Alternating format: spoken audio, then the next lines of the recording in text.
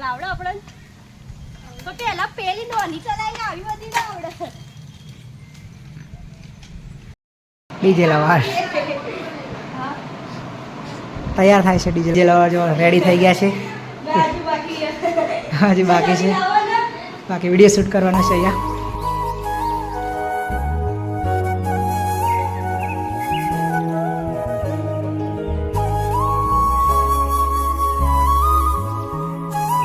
Good evening guys, welcome to my new vlog. તો સ્વાગત છે તમારું બધાનું એક આપણા નવા વિડીયોમાં. અને અત્યારે આપણે છીએ ગાંધીનગરમાં. તો જુઓ, ગાંધીનગર રેલવે સ્ટેશને આવી ગયા છીએ અને અત્યારે તો છે ને 4:30 થઈ ગયા છે યાર. તો જુઓ, આ જુઓ આપણી સાયકલ આવી ગઈ છે. આપણા લક્ષ્મીનારાયણ સર હતા, એમને આપણી સાયકલ છે ને સાચવી હતી. ચંદીગઢથી કાલુપુર મોકલવાના હતી પણ એ કેન્સલ થઈ ગયું હતું અને મોકલી હતી આપણે ચંદીગઢથી ગાંધીનગર. તો સાયકલ આવી ગઈ છે ને અત્યારે આપણે રિસીવ કરી દીધી છે. તો હવે અહીંયાથી નીકળવાનું છે આગળ જવા માટે. બાકી જો વરસાદનો માહોલ છે ને, વરસાદ આવે એવો માહોલ થઈ ગયો છે. અને એ બ્રેકો તમને બધાને ખબર જ હશે કે આપણે છે ને બ્રેકો કામ નહીં કરતી, ત્યાંથી રિપેર જ નથી કરાવી અને એમને એમ લઈને આવી ગયા હતા. તો કંઈ નહીં યાર, હવે છે ને બ્રેકોનું કામ બી થઈ જશે જલ્દી.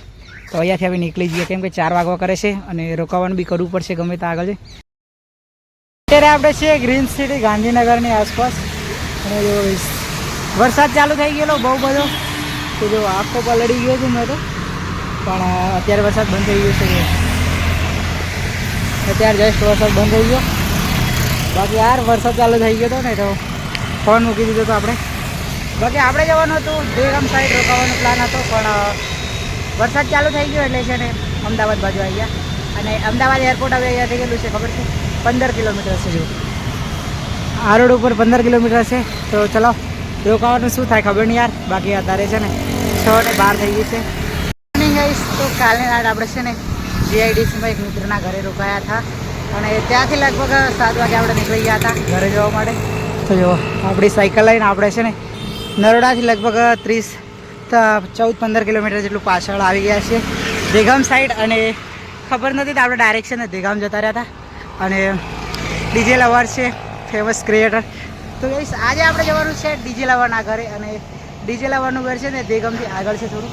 તો આપણે છે ને દેગામ પહોંચી ગયા હતા, આપણે ખબર નથી કે પાછો ફોન આવ્યો કે પાછા આવો. તો પાછો 10 કિલોમીટર જેટલું પાછું ચાલીને આવ્યો છું. અને હવે અહીંયાથી સોનરડા છે, થોડુંક જ છે, 3-1 કિલોમીટર જેટલું હશે. તો ત્યાં જવાનું છે આપણા ડીજે લવરના ઘરે.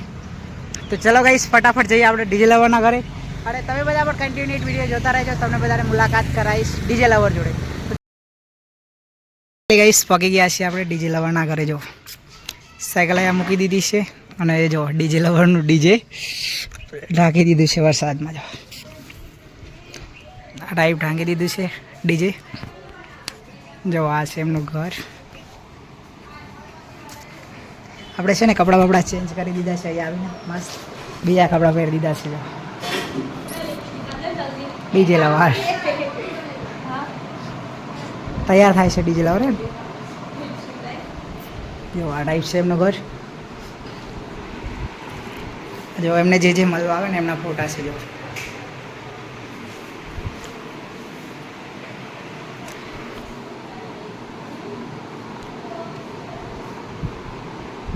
તો મસ્ત આપણે આવી ગયા છીએ ડીજે લવરના ઘરે. અને કપડાને આપણા ચેન્જ કરી દીધા છે. અહીંયા આવે ખાસી વાર બેઠા કે ફોનમાં ચાર્જિંગ નહોતું, ચાર્જિંગ કમ્પ્લીટ કરી દીધું છે. અને ડીજે લવર જો રેડી થઈ ગયા છે.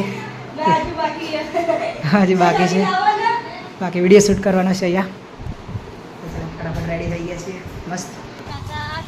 ડીજે લવર સાયકલ ચલાવવા જાય છે. જો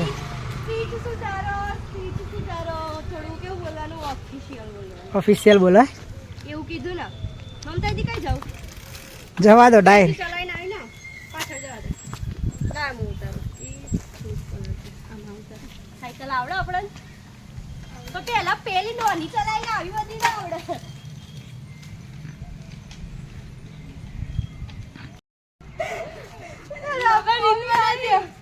આપણે રીલ બનાવી દે પ્લાન કેન્સલ. જમવામાં આવી ગઈ છે પંજાબી થાળી. અને ડીજે લવર તો છે ને બહાર ગયા છે. બાકી આપણે જમી લઈએ. ગાઈસ દેગામ પહોંચી ગયા છીએ આપણે. અને સાયકલ છે ને ડીજે લવરના ઘરે મૂકી દીધી છે, કેમ કે આપણે છે ને કાલે ઓપનિંગમાં જવાનું છે સવારે વહેલા, એટલે સાયકલ લઈને પોકી નહીં રહેવાય, એટલે ત્યાં ફોન આવતા હતા, એટલે સાયકલ છે ને મૂકી દીધી ડીજે લવરના ઘરે. અને અત્યારે જસ્ટ બેગમ પોકી ગયા છે જો. તો ચલો બસમાં બેસીને જતા રહીએ ઘરે ફટાફટ.